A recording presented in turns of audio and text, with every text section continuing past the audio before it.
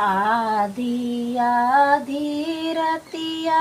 मैया सींचे फूलवरिया हो सवेरे होते ना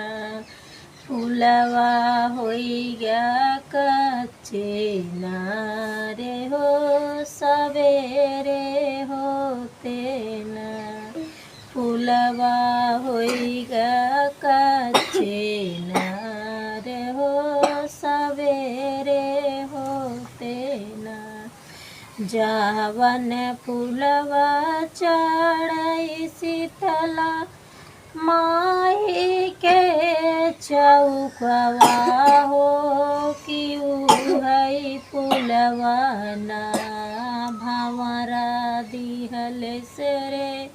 जुठारी हो कि है फूलवाना भंवरा दिहल से रे जुठारी हो कि है फूलवाना हरे हरे बासवा कटावई दुर्गा मैया हो रुनाई देवेना भंवरा तोहरा वजहिया हो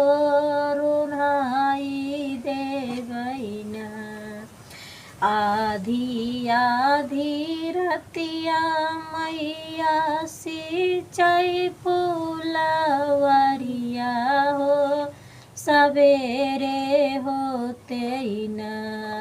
फूलवा होइगा कच्चे नार हो सवेरे होते ना जावन फूलवा चढ़ई दुर्गा माई के चौकवा हो क्यों है फूलवाना जावन फूलवा चढ़ई काली माई के सरनिया हो क्यों है फूलवाना भंवरा दिहल सरे जुठारी हो क्यों है फूलवाना हरे हरे बासवा कटावई देवी मैया हो रुनाई देवैना भंवरा तोहरैया वजनवा हो